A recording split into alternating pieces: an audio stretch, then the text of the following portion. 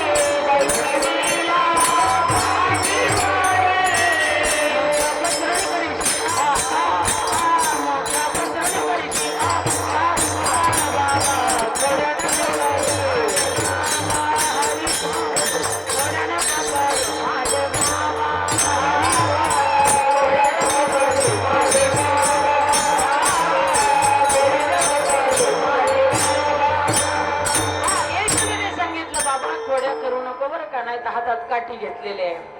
हा महाराज सांगतात विश्वाचा जनिता तो सुद्धा त्या ठिकाणी त्याला यशोदा मैयाला भेट होता आणि यशोदेने काठी घेतली आणि त्याला धमकावलं.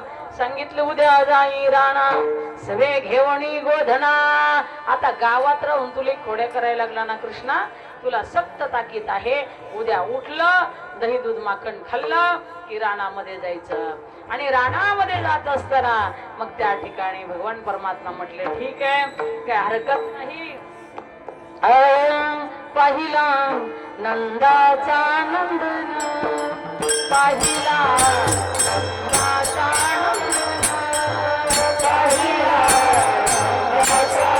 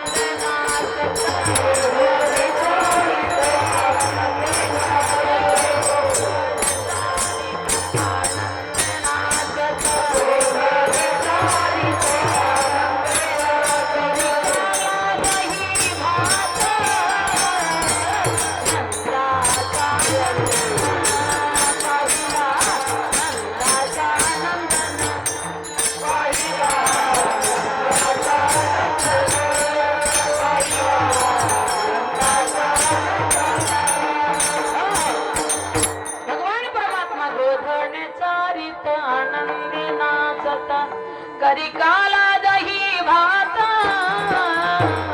नंदाचा नंदन, पाहिला नंदाचा नंदन.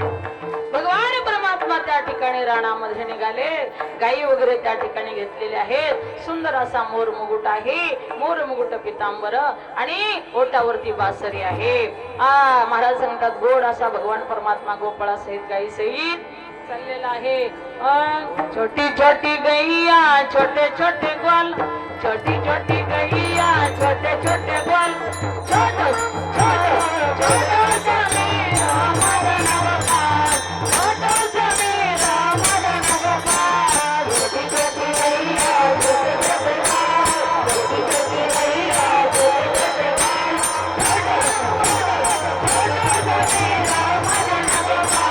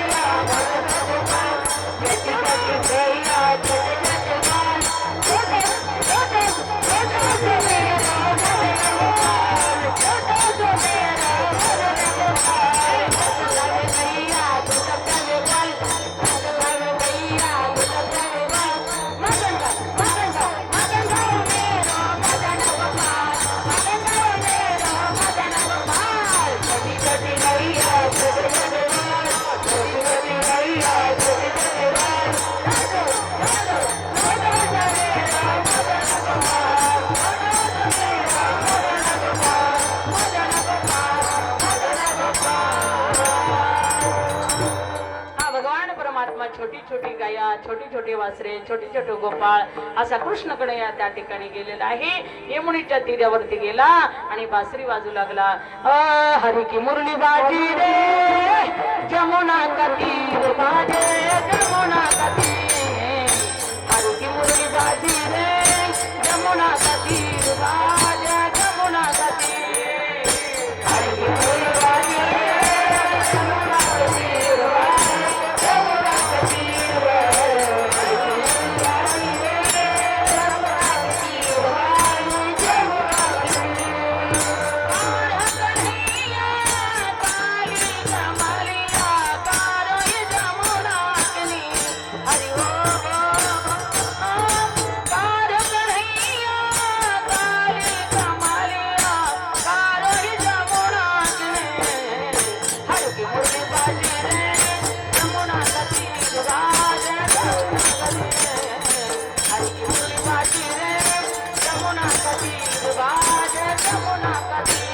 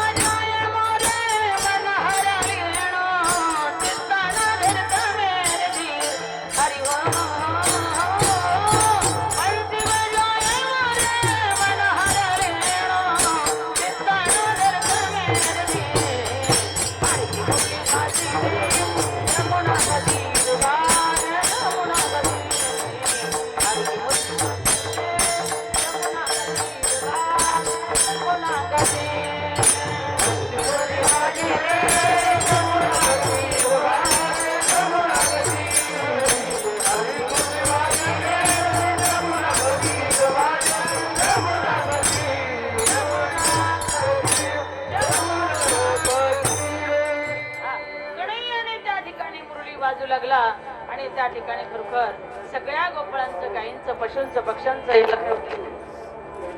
मन त्या ठिकाणी वेधून घेतलं.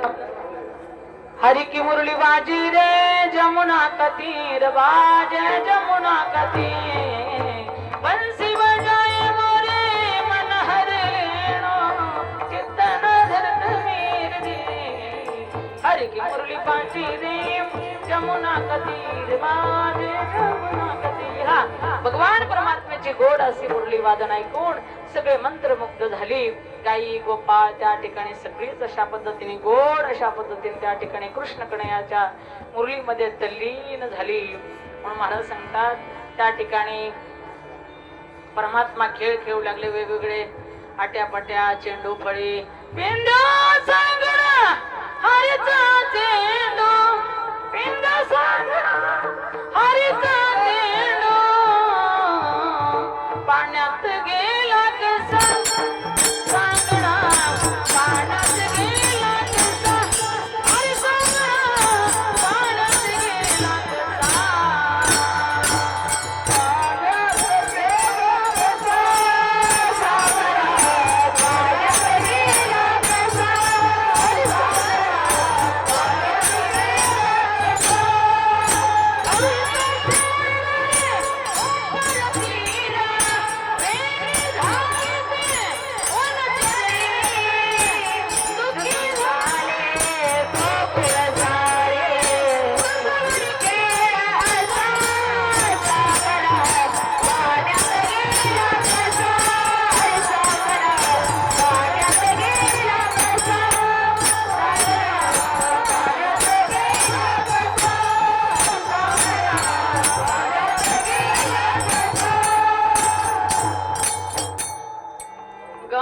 वासरे हुंबरती रे, वेडी झाली ती वनचरे रे. दुःखी झाले गोकुळ सारे, वृंदावन खेळ कसा सांगना. पाण्यात गेला कसा सांगना, पाण्यात पाण्यात गेला कसा, अरे सांगणा पाण्यात गेला कसा. पेंडळला त्या ठिकाणी यशोदा मैया विचारते, चेंडू फळी खेळत असताना चेंडू पाण्यात कसा गेला? कृष्णाने त्या कालियाच्या डोहामध्ये उडी कशी मारली, कसा गेला? त्यावेळी सगळ्या गोपाळांनी सांगितलं, ह्याच पेंड्याने उडी मारायला लावली, त्याचाच तो चेंडू काढायला लावला, माझा कृष्णकडे या पाण्यामध्ये गेला. अरे बाहेरचे वरचे पशु सुद्धा त्या ठिकाणी मरत होते का? तो कालियाचा डोह होता ना, त्याचं विषाची वाफ वर आल्याच्या नंतर पशु सुद्धा मरत होते आणि कणयाला त्याच्यामध्ये तो उडी टाकायला लावली. पाप्या, माझ्या बाळाचं काही झालं तर काय करू मी? म्हणून यशोदा मैया शोक करते, रडते. महाराज सांगतात, तीच नाही तर गायी सुद्धा रडत होत्या, पक्षी सुद्धा रडत होते, सगळे त्या ठिकाणी झाडं सुद्धा सुकली होते. गाई वासरे हुंबरती रे, वेडी झाली ती वनचरे रे, दुःखी झाले गोकुळ सारे, वृंदावनी खेळ कसा सांगणा पाण्यात गेला कसा, सांगणा पाण्यात गेला कसा. अरे सांग कसा पाण्यात गेला? त्या कणयाने पाण्यामध्ये गेला आणि कालियाच्या घरापाशी गेला, धन धन धन धन पायात गेला. कालियाच्या बायका म्हणले, बाबा आमचा जो कालिया आहे ना तो फार असताना बेकार आहे, मारीन तुला, विषारे जा लवकर तू घरी. ते म्हटलं, मारी नाही, मारायला आलोय. त्या बिचाऱ्या म्हटल्या, त्या सर्पिणी म्हटल्या, अरे दिसायला बाळक छोटा आहे, गोंडस आहे, गोड आहे, पण बोलाय फार कठोर आहे. मग त्या ठिकाणी त्यांना वाईट वाटलं. त्या म्हटल्या, नको, कोणची माया असेल, तुला विसरली बाबा, जा लवकर घरी, आम्हाला वाईट वाटतंय, तो कालिया पापी तुला मारून टाकील. तो म्हटला, भिवू नका, मी मारायला आलोय, युद्ध करायला आलोय. दन दन पाय बाजू लागले आणि तो कालिया जागा झाला. दोघांचं युद्ध सुरू झालं, कोणीच कोणाला ऐकेना. शेवटी त्या ठिकाणी कृष्णकडे आणि त्या कालियाला खरोखर घायल करून टाकलं आणि कालिया शरण आला. तो म्हटला, तू असताना कोण आहे? सर्वसामान्य नाही, देवादी देवच आहे. म्हणून त्या ठिकाणी कालिया त्या ठिकाणी प्रश्न केला, का मारतो देवा मला? सांगितलं, रे तो हा ढोज आहे ना पाण्याचा, हा विषारी केलेला आहे, म्हणून मी तुला मारतोय. मग त्या ठिकाणी माझा एक प्रश्न आहे तुम्हाला. कसला प्रश्न आहे म्हटले? सांग म्हटले, तुझा काय प्रश्न आहे? म्हटले, सांगतो. म्हटले, आम्हाला विषारी कुणी बनवलं? देव म्हटला, मी बनवलं. म्हटला, मग आमच्या दातात विष घालण्यापेक्षा जरा अमृत टाकलं असतं तर नसतं का झालं? लोक आम्हाला पहिल्या बरोबर काठ्या काढतात आणि अमृत जर टाकलं असतं तर आमची पूजा केली असती. मग त्या ठिकाणी कोणी हे कोणी केलं? देव म्हटले, मीच केलं. मग म्हटले, का मारतो आम्हाला? जन्मत्वा दिला, विषत्वा दिलं आणि त्या ठिकाणी मारायला तू आला. सांगितलं, रे तुमच्यासाठी रमणद्वीप आहे ना स्पेशल, तिथं जा आणि तिथे राहा, तिथे तुम्ही राज्य करा. ठीक आहे. अशा पद्धतीने कालिया शरण आला. भगवान परमात्मा त्याच्या सरफडीवरती तांडव करू लागले. तांडव गती मंडन परी नाचत गिरिधारी, तांडव गती मंडन परी नाचत गिरिधारी,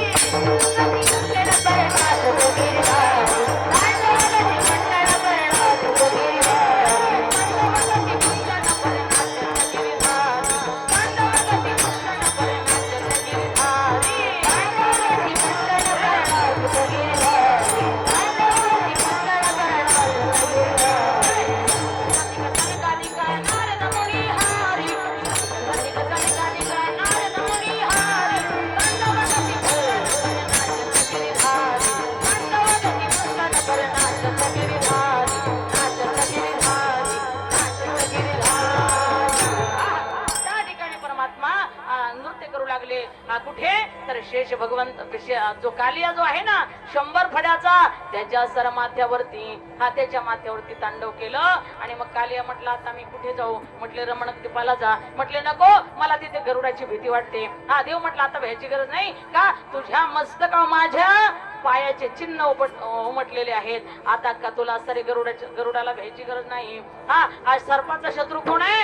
गरुड. मग म्हटले, आता भ्यायची काही गरज नाही, असं अभय दिले अक्षय अभयदान गा. त्या ठिकाणी कालिया गेला. भगवान परमात्म्याचे अनेक अनेक लीला आहेत, अनेक चरित्र आहेत. ठीक आहे. अशा पद्धतीने दररोजचा खेळ चालू असायचा, दररोजचा आट्यापाट्या. त्या ठिकाणी म्हटले, आजचे दिवस जरा लवकर खेळ तुमचा आठवून घ्या, कारण म्हटले खांदी भार पोटी भूक, काय खेळायचे सुख, आम्हाला अजून भूक नाही लागल्या, चहा चिरला नाही आमचा, त्यामुळे काही नाही, चलू द्या म्हणा कोरबी, ऐका ना. अशा पद्धतीने सांगितलं, चिंता करू नका. का या ठिकाणी श्रीमद भागवत कथेमध्ये वर्णन आलेलं आहे.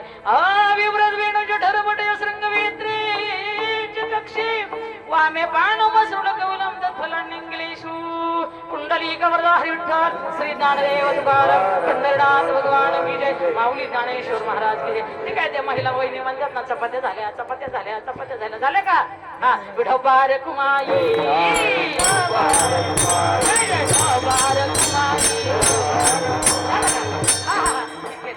मग ध्यान करायचं ना. म्हणून विभ्रात वेण जटारबडे रंगवेत्रीची कक्ष वामे पाणा मसरूळ कौलमचा फलन इंग्लिशू. त्या ठिकाणी सर्वांना प्रसाद वाटला.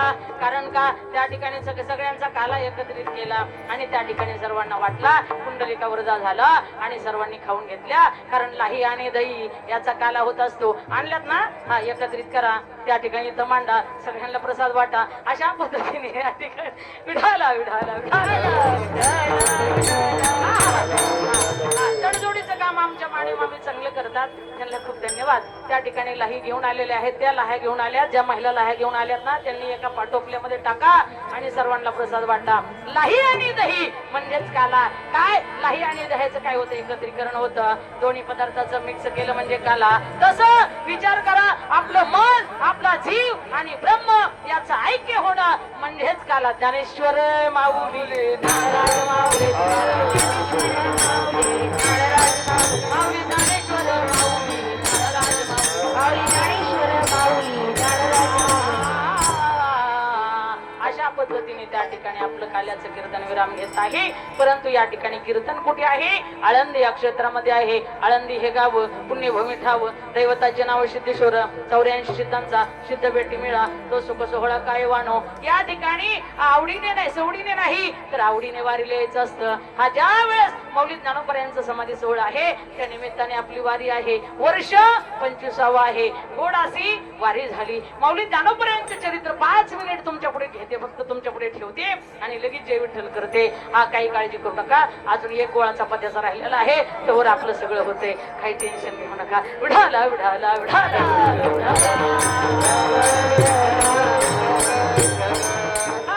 मग त्या ठिकाणी महाराज पैठण या क्षेत्री, तिथे जवळच आपेगाव नावाचं गाव आहे. तिथे गोविंद पंत कुलकर्णी हे राहत होते. त्यांचे चिरंजीव विठ्ठल पंत. त्या ठिकाणी विठ्ठल पंत हे तीर्थयात्रा करायला निघाले. तीर्थयात्रा करत करत आळंदी या क्षेत्रामध्ये आले. आल्याच्या नंतर हे पूर्वीचं जे मंदिर आहे ना, हे सिद्धेश्वराचं मंदिर.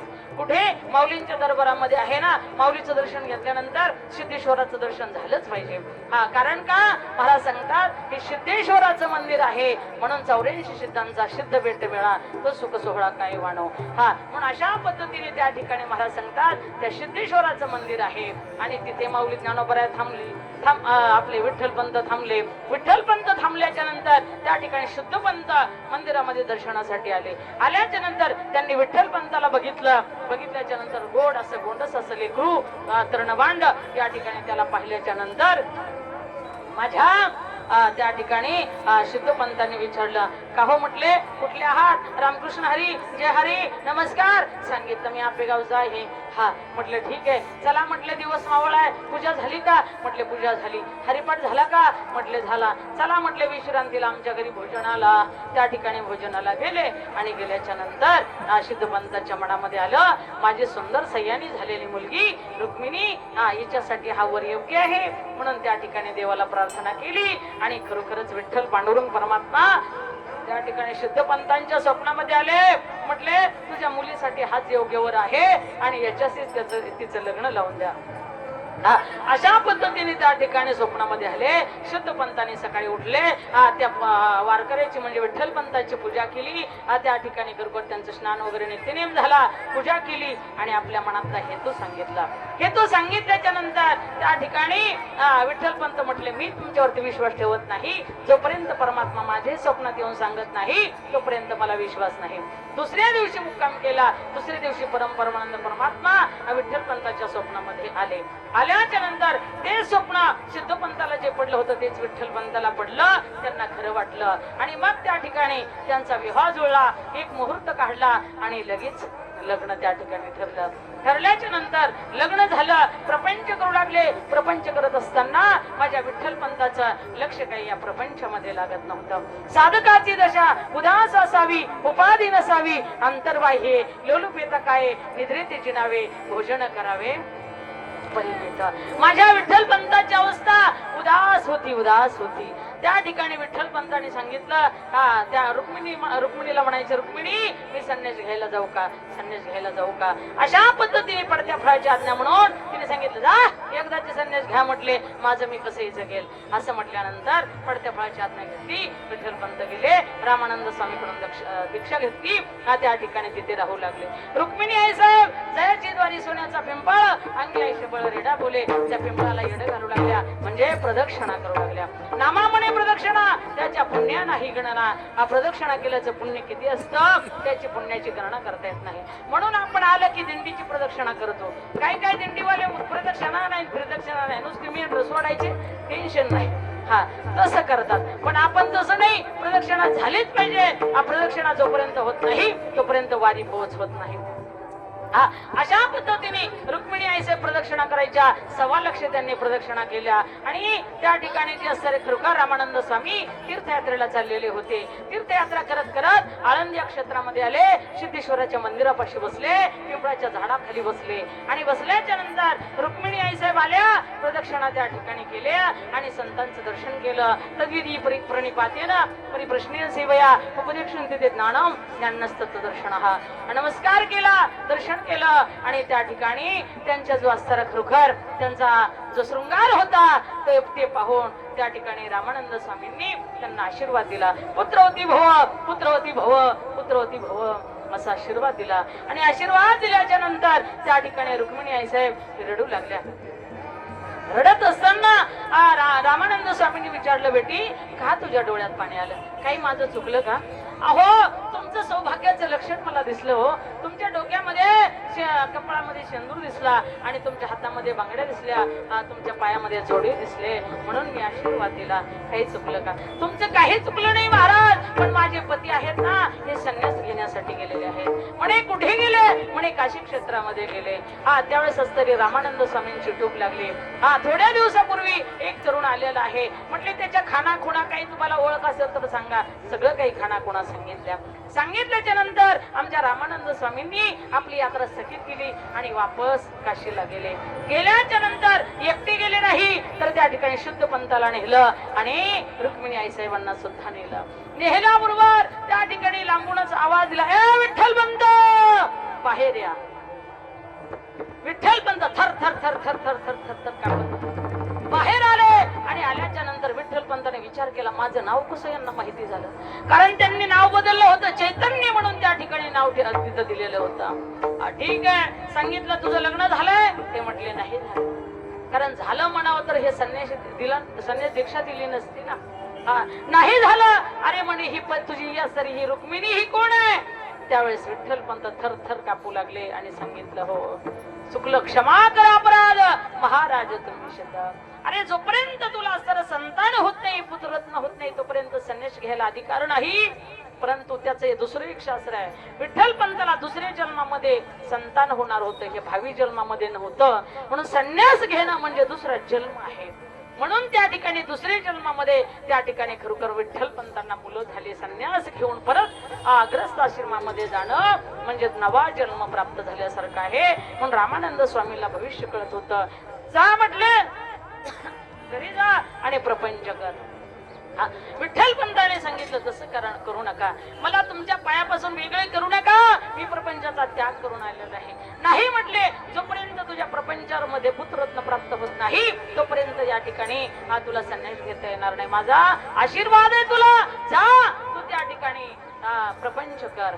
त्या ठिकाणी रुक्मिणी आणि सिद्धपंत आनंदित झाले. त्या ठिकाणी विठ्ठल पंतांना आणलं, प्रपंचाला सुरुवात झाली. परंतु त्या ठिकाणी सगळी असणारी ब्राह्मण लोक त्यांना नावं ठेवू लागली. त्यांच्यावरती बहिष्कार टाकला, त्यांना गावाच्या बाहेर काढून दिलं. सिद्ध बेटावरती त्या ठिकाणी ते राहू लागले.